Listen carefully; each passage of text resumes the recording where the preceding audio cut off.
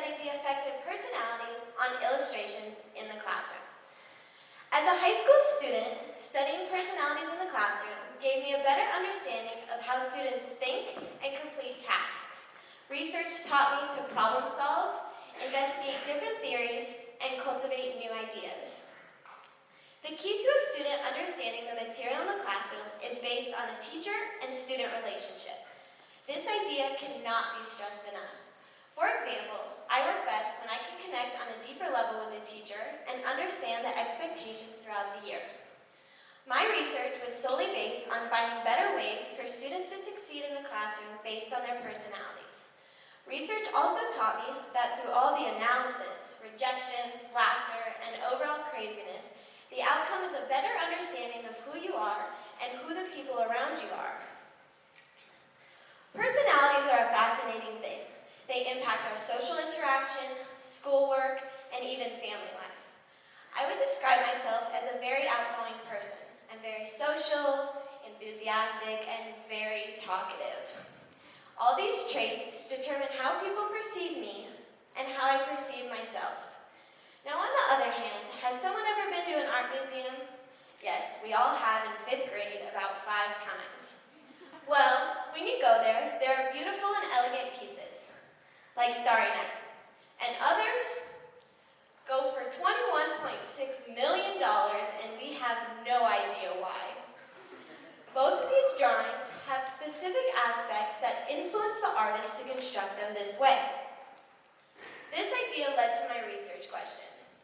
To what extent, if any, does personality types have on a high school student's ability to illustrate a basic image to aid educators in teaching strategy determinations?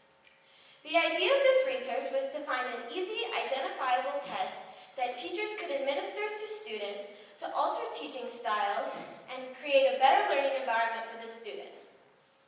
In order to complete my experiment, I needed a personality test. I chose Personality Differences by Donna Dunning. She indicates 4 personalities, 2 of which determine thought process, and the other 2 determine decision making. The 4 personalities she identifies are logician, futurist, realist, and champion. All 4 of these personalities have different aspects that make them unique. The next thing I needed to do was choose the drawing that the students would draw.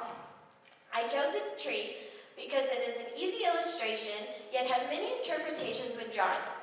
I then made these 4 categories of the trees that the students would draw. To begin my experiment, the students completed the personality questionnaire. The questionnaire consisted of 30 questions with 2 possible answers for each. Once the questionnaire was completed, students had 30 seconds to draw a tree with 5 lines or less. Here are some of the examples of trees drawn by students here at Erie High School.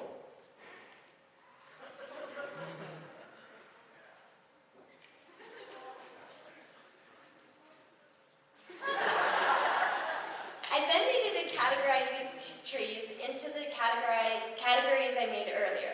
Now, some were easy to categorize, and others were not able to be classified as trees. I then conducted a t-test. A t-test determines the extent of difference between the personalities and the drawings. However, my data was inconclusive, meaning 66% of my data was inconclusive, meaning that my research did not support the notion that drawings can reveal personalities. After completing my experiment, I realized that the application of my research would be difficult to enforce in the classroom. How would teachers use multiple teaching styles for individual students and their personalities? Although my experiment ran smoothly, I did have limitations. My biggest limitation was that personalities vary in situations and that people cannot be conformed into one personality type. This assumption negatively impacted my experiment. This assumption also influenced the idea that students could be using multiple personality types during the experiment. For example, a student could be using a realist personality type to understand the instructions I gave, while simultaneously using a champion personality type to determine what tree to draw. The next limitation I had was the environment during the experiment. Although students were in a classroom-controlled setting, talking did occur. This talking could have influenced persuasion on how to complete what type of tree to draw. This meant that the students weren't using their own personalities, but the ideas that they were influenced with their other peers. The next limitation was lack of gender accountability.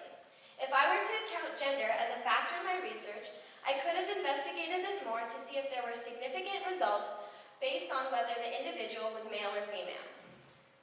Now this next limitation, I bet teachers can relate to on a personal level. Although my instructions were very clear, some students did not write their names on the questionnaires. This meant I could not correlate the questionnaire with their drawings, meaning that I had to reject their participants in my experiment, meaning that my sample size was limited. My last limitation was the personality type test I chose.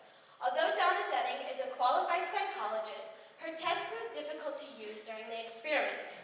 Because her test was divided into two categories, them being thought process and decision-making, it was difficult to replicate in quantitative form. This means I had to create a simpler t-test, meaning that my data was not as accurate. Although these limitations negatively impacted my overall experiment, they also furthered research into other topics. My research did not support the notion that drawings reveal personalities. However, it did shine light on the effect of personalities in the classroom and the importance of them. Further research into how personalities work in the classroom and their effect on students could not only help students in high school, but in college as well. Additionally, further research into what factors influence drawings could induce drawings to be used as a therapy tool in the classroom as well as in the workplace. Finally, a recalculation of my data by other researchers using a different drawing or a different personality test perhaps could induce different results.